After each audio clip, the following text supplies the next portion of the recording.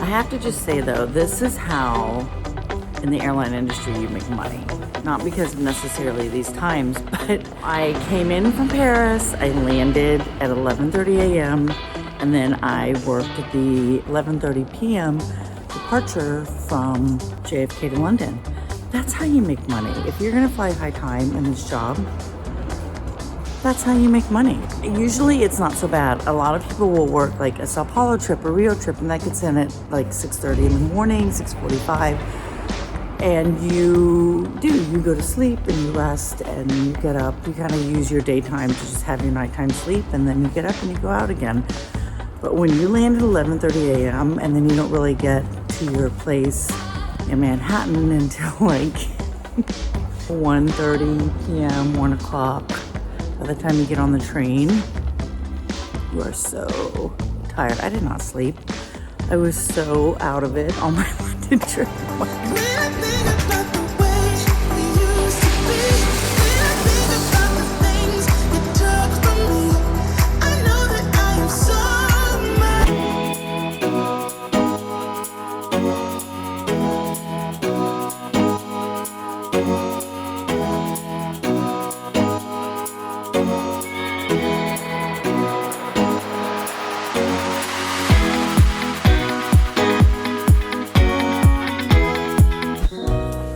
So this is gonna make for some interesting vlogging, but can we just take a moment? I love my Europe. I'm on a lazy, quiet street in London. Look at this. I could feel it in my bones. I mean, beautiful. There was something going on that just out. This is my joy. This is my happiness. This is why I do this job. By the way, I will not be seeing for a little while. 2 to 3, 4 months. I would say by like maybe June, me and you will be going back on our favorite, beloved European trips. That's okay. We're gonna do some Austin layovers.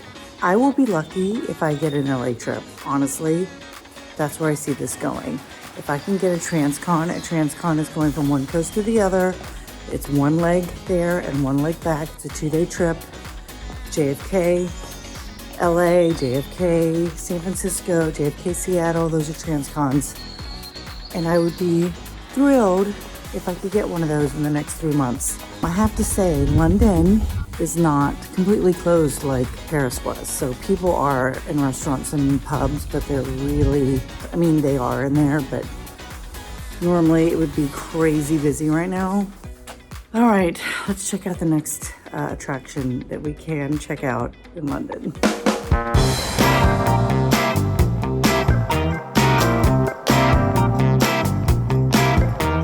So we'll become lactose intolerant because there seems to be like enough cheese here, both in Paris and in London. There's like tons of cheese. And I mean, to me, if I'm super quarantined, I'm taking some cheese with me.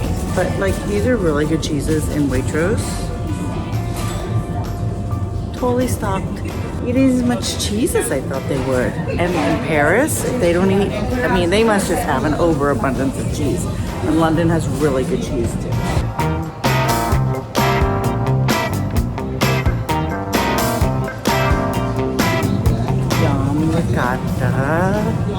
Yummy.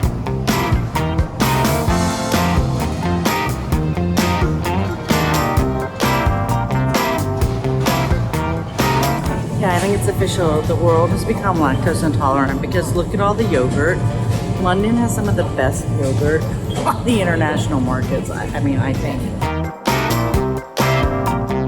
Some of the best yogurt ever. Tons of yogurt, tons of cheese. And that was also the case in Paris. Maybe the focus is protein and wine. Not a bad focus. I just find that like of all the shelves that are like not empty, I would have tons of yogurt in my house, but I'm not even home, so I have no yogurt in my house. So, all right, let's keep checking out Waitrose. So I stand corrected. Beer and wine aisle, pretty much clear. I mean, not clear, but for the store is, Waitrose is always stocked. So for this store, this is very weird.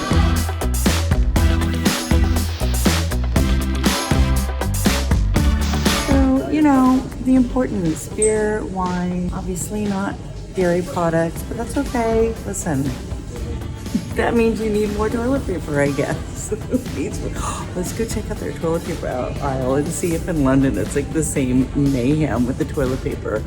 But seriously, this store, I love Waitrose in London. One of my favorite stores. Sainsbury's is the other competitor, big competitor store. Waitrose is my favorite, probably because it's closest to our layover hotel. I've been coming here for years, getting my basics, and that's the thing you do. You end up like once you fly in this job enough, you end up having your errands, going to your favorite stores, you know exactly where everything is. If they change it, you're like, oh, where are my peanuts? Where's my pasta? Like, so you just know, you run in, you run out, you get your stuff, and you're out. So let's go check out the toilet paper situation.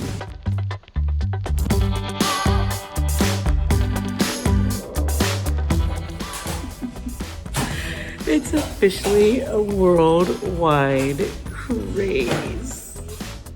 Do you see this? There's no like Kleenex, tissues, toilet paper, nothing. Fascinating. This is definitely a worldwide trend. It's like hashtag no toilet paper. This is like, see, that's why people aren't buying cheese. It's just gonna make it. Hey, what's this roll up? Look, let's see what this is. Oh, that's plastic bags. This is it, people. Not even anything for a cold. Added toilet paper in London. Oh my God, help us. Okay, when times get tough, we need to learn to cook with duck fat. The olive oil aisle is clear, so look at this. Olive oil cleared, which makes sense. Who doesn't want some olive oil? But times are tough here. It is weird. There are not a lot of people in the store, and a lot of people that are in the store, they have masks on. This is just the most odd time ever, but I have to show you something that I always carry in my bag. There are a few of them left, and this is my secret to keeping my belly full when I'm very hungry on the road. We have an unexpected delay, and I need something kind of quick and warm. Check this out. These are my go-tos. They're called mug shots, and I love them. And no, they don't have any, obviously, protein, chicken, or anything. But listen, when you're on a plane and there's a delay and you got up early and there's, you know, you can't eat any of the food. You can't eat because you don't know how many people are going to eat. You need to be sure to conserve and save, obviously, because we eat whatever's left over on the plane. There's no designated crew meals. We have to, like, eat what people don't eat, and we count on that. So if you're unsure if you can count on that, because maybe sometimes our catering is spot on.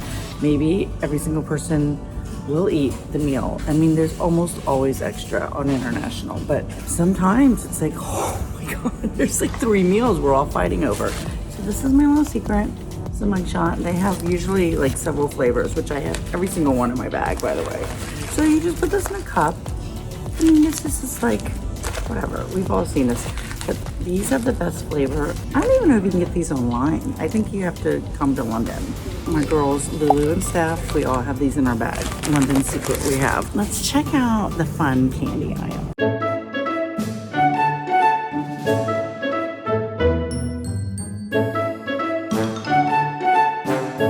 Hands down, London and Europe knows how to do their sugar. There's no doubt. They have the best holiday treats ever. They have the best Easter treats, the best Christmas treats.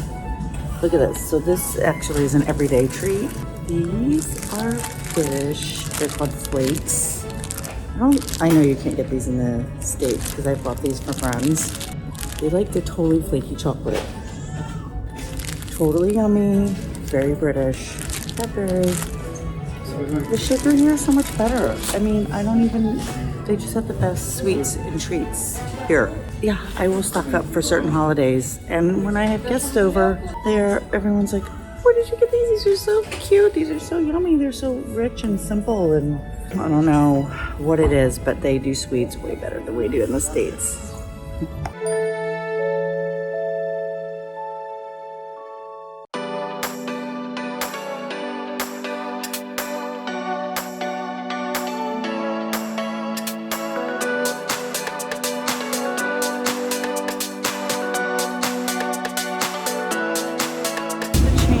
Open in London, so KFC, Starbucks, Burger King, those are open. This is not something I'm so proud to admit, but KFC in Europe, and especially in London, is outstanding.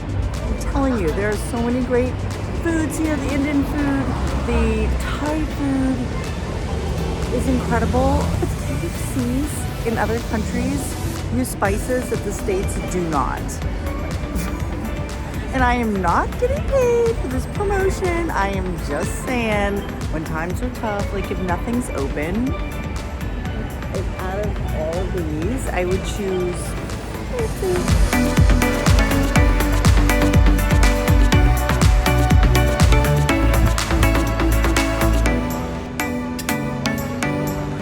One of the little bitty, like silly things I love about London, they have Look Right. It's awesome. When I was a new hire and coming to London, I'm like, oh my God, thank God it says to look right. Because you want to look the opposite direction. Because everyone's driving in the opposite direction. So I have definitely pulled some of my friends, Tracy May, you know who you are. I know I've done it myself. I have pulled friends out. I mean, Tracy, that was way back in the day. So don't get all defensive. That was like new hire days. I pulled people on the street like, girl, you're looking the wrong way. Oh my God, this car. And they are unforgiving. They are absolutely unforgiving. They will, it looks like they're trying to mow you down. It's not fair. Thank God it says look left, look right.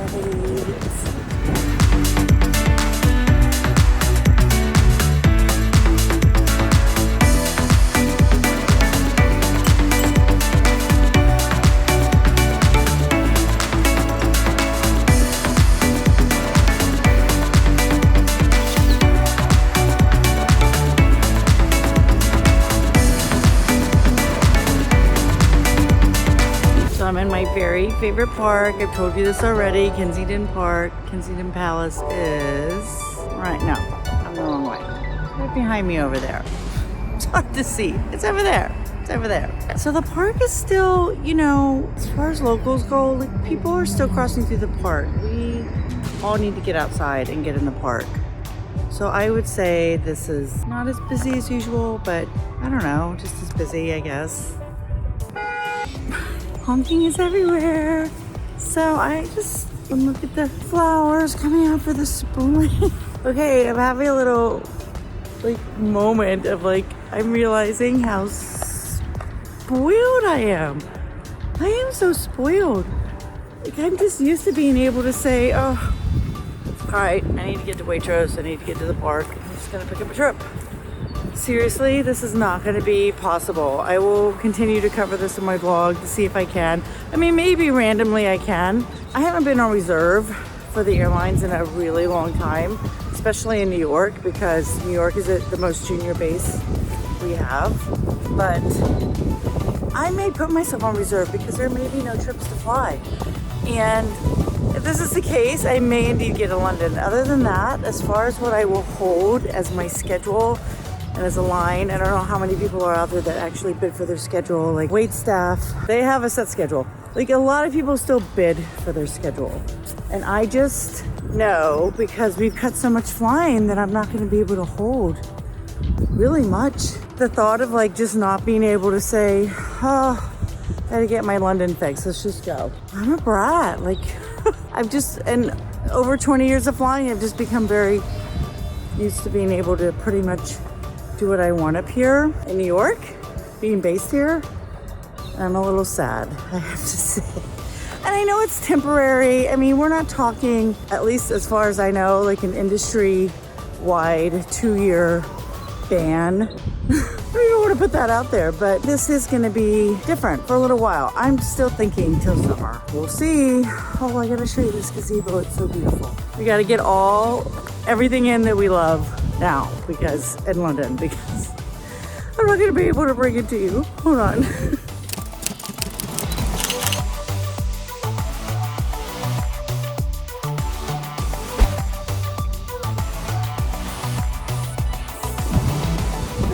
That by namesake. I don't know. It might be a month or two. I don't know. Maybe I'm being really dramatic. It's my girl. It's my Queen Beck. Okay. What do we say? What's my favorite saying? Keep calm and carry on. I love that saying. All right, girl. Hold the fort down. We'll see you soon.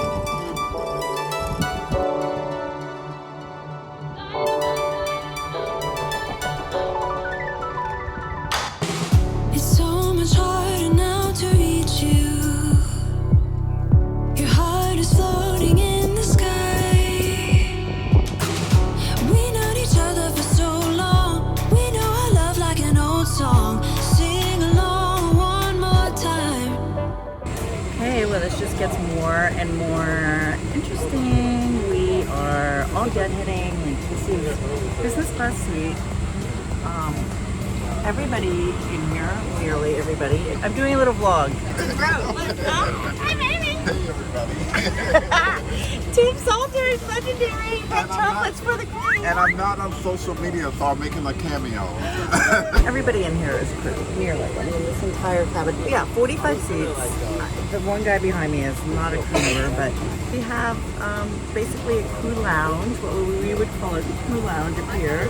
45 seats, 45 crew members. No, all right, let's just say 40 crew members. So this is so weird. It's still so weird. I know I keep saying this, but for us in the airline industry, it is every day we wake up and we're like, what now? What could be happening now? All of us are deadheading to Miami because it's the only way we can get out of London. We get to Miami, we're gonna lay over, have some good times. I'll try to cover some stuff there. And then, I don't know, a lot of people will probably deadhead home, or we're scheduled to deadhead back to New York. And again, I know I mentioned this before, but a deadhead is when we're flying and we get to wear, like, you know, normal clothes. And how many times have you guys seen me in this blouse? This blouse has been traveling all over with me. That's when you get paid to sit in a seat and you're traveling, but you are not working. Obviously, I'm not in uniform.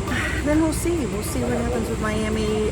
Our bids are due today, and everyone's kind of freaking out because we don't know what we're gonna get, what's even available. Things cancel every day, like for not just cancel like for the day, cancel for like weeks at a time. So just our life is a big question mark. So I don't know. What do I keep saying? Keep calm and carry on. Be a palm tree in the wind. All right. Well, I'm happy that I'm able to share this adventure with you. It kind of makes it a little more valid. I think maybe later it'll be really kind of cool to look back on that and be like, this was an insane time.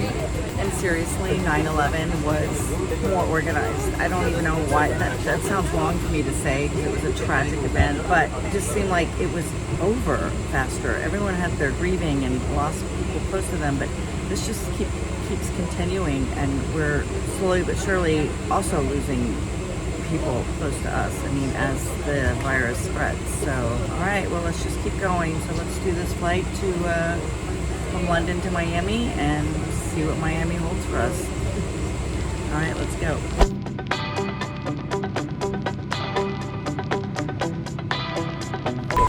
But bless you. Keep it to yourself. Put in my elbow. Okay, good. Ew, it's open. Some little mouse came in. It's totally open.